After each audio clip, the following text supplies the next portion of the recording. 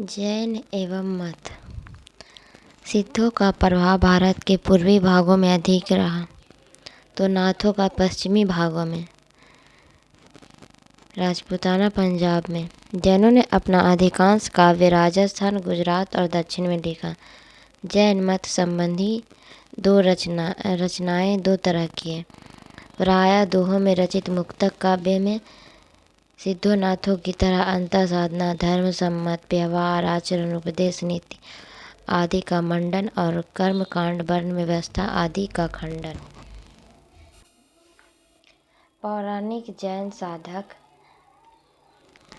प्रेरणादायी जीवन कथा या लोक प्रचलित हिंदू कथाओं के आधार बनाकर जैन मत का प्रचार करने के लिए चरित्र काव्य आदि लिखे गए। सबसे ज़्यादा चरित्र काव्य जैनियों ने लिखा।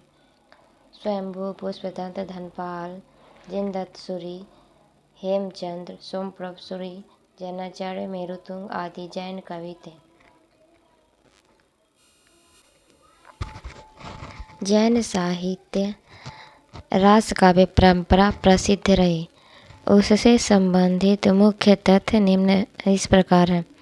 प्राचीनतम ग्रंथ रिपुदारन रास संस्कृत भाषा में। डॉक्टर दशरथ ओझा ने 1905 ईस्वी समय माना रिपुदारन रास का। अपभ्रंश में प्रथम उपदेश रसायन रास जिनदत्त सूरि का। प्रथम धर्मेत्तर रास संदेश रासक अब्दुल रहमान का। हिंदी का प्रथम ऐतिहासिक रास पंच पांडव चरित रास शालिभद्र सूरि का है, 1350 ईस्वी। डॉक्टर नगेंद्र देवसेन कृत श्रावकाचार्य को हिंदी का प्रथम रचना माना है। देवसेन कृत श्रावकाचार्य को क्या हिंदी का प्रथम रचना माना है? किसने? डॉक्टर नगेंद्र ने। आगे देखते हैं देवसेन के।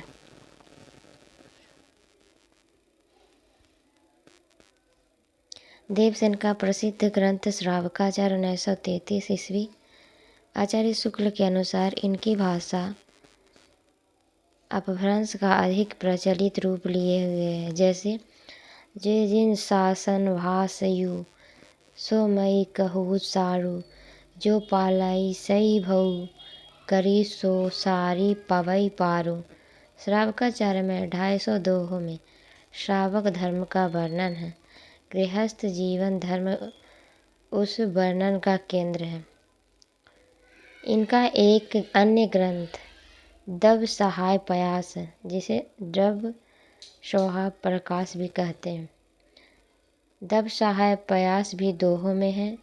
इसे बृहद नय चक्र भी कहा जाता है। दव सहाय प्रयास को बृहद नय चक्र भी कहा जाता है। ध्यान देने योग्य की बात है। और बाद में शुभंकर के कहने पर माइल धवल ने इसे गाथाबंध प्रकृत भाषा में कर दिया। बाद में इसे शुभंकर के कहने से माइल धवल ने इसे गाथाबंध प्रकृत भाषा में कर दिया।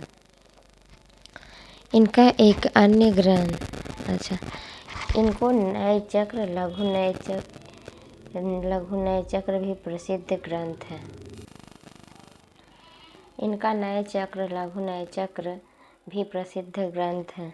देवसेन ने अपने ग्रंथ दर्शन सार में जैन धर्म के अनेक संघों की उत्पत्ति लिखी और जैन भाष्य नाम दिया।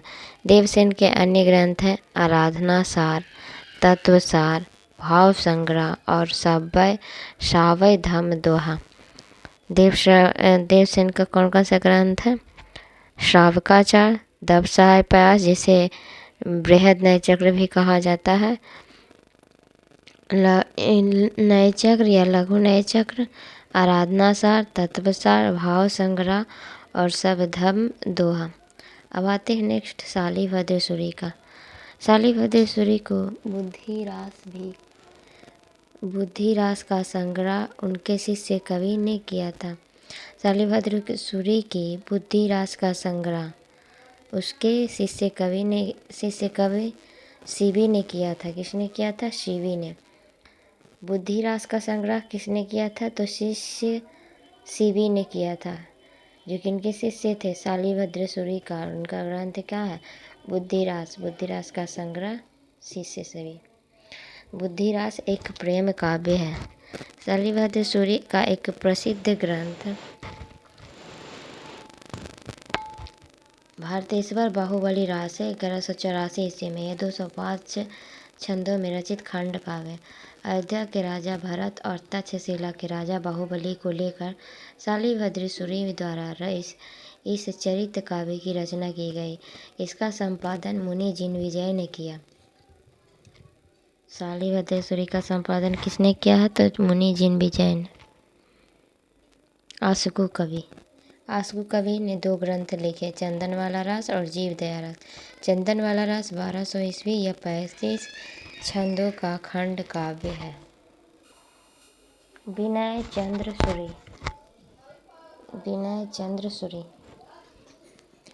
चंद्र सूरी कृत नेमिनाथ चौपाई छंद में 12 मासा का वर्णन किया गया। विनय चंद्र सूरी का क्या है? नेमिनाथ चौपाई। ये जो 12 मासा का वर्णन उसमें है, 12 मासा का वर्णन का आरंभ माना जाता है। विजय सेन सूरी का प्रसिद्ध ग्रंथ रेवंतगिरी रास है। रेवंतगिरी रास विजय सेन सूरी 1231 ईस्वी। इसमें जैन तीर्थ रेवंतगिरी तथा तीर्थकर नेमिनाथ की प्रतिमा का महत्व वर्णित है। रेवंतगिरी और तीर्थकर नेमिनाथ की प्रतिमा का महत्व वर्णित है। किसमें? रेवंतगिरी रास में। यह महत्व ऐतिहासिक और पौराणिक इतिवृत्त तथा प्राकृतिक सौंदर्य के आधार पर वर्णित किया गया है। रेवंतगिरी रास की ही तरह कवि कल्हन कृत अबू रास 1232 ईस्वी में प्रसिद्ध जैन तीर्थ आबू मंदिर का वर्णन मिलता है। आबू मंदिर का वर्णन किसमें मिलता है? अबू रास में कल्हन कृत है, जो किसके जैसा है? रेवंतगिरी रास की तरह ही माना गया। अन्य रास काव्य के एवं कवि स्थूलीभद्र रास 1209 में जिन धर्म सूरी, नेमिनाथ रास 1213 में मुनि सुमितिगण, गय कुमार रास 14वीं शती देलहन कवि, पुराण सार चंद्र मुनि, योग सार योग चंद्र मुनि, श्रावकाचार्य एवं भारतेश्वर बाहुबली रास की तुलना में चंदनवाला रास, स्थूलीभद्र रास, रेवंतगिरी रास एवं नेमिनाथ रास की भाषा प्रकृति की रूढ़ियों अपभ्रंश का प्रभाव से बहुत कुछ मुक्त है। अब आते हैं फागु काव्य। फागु काव्य है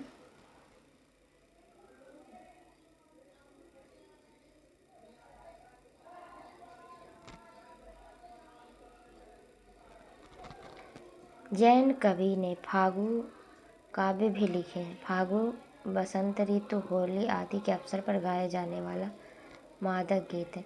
सर्वाधिक प्राचीन फागु ग्रंथ जिनदत्तसूरि कृत जिनदत्तसूरि फागु 1284 ईस्वी को माना जाता है, जिसमें 25 छंद है। स्थूलीभद्र फागु को इस काव्य परंपरा का सर्वाधिक सुंदर ग्रंथ माना गया।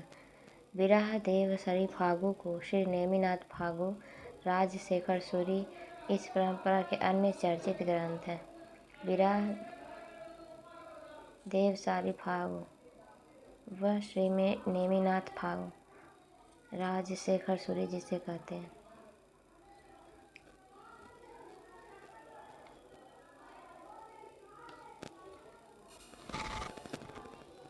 विरह देव सारी फागु व श्री नेमिनाथ फागु राजशेखर सूरी इसी परंपरा के अन्य चर्चित ग्रंथ। श्री नेमिनाथ फागु का प्रमुख रस श्रृंगार है। श्री नेमिनाथ फागु 1350 ईस्वी की रचना है। इसमें नेमिनाथ एवं राजुल के विवाह का वर्णन है। संपूर्ण काव्य मात्र 27 छंदों में लिखा गया है। बसंत विलास फागु धर्मेतर फागु ग्रंथ है। बसंत विलास फागु क्या है? धर्मेतर ग्रंथ है। रासो काव्य दो रूप में मिलता है, प्रबंध और वीर गीत में, मतलब बैलेट्स के रूप में। आचार्य शुक्ल के अनुसार साहित्यिक प्रबंध के रूप में जो प्राचीन ग्रंथ उपलब्ध है वह पृथ्वीराज रासो, वीर गीत के रूप में हमें सबसे पुरानी पुस्तक विशलदेव रासो मिलती है। यद्यपि उसमें समय अनुसार भाषा का परिवर्तन का आभास मिलता है, जो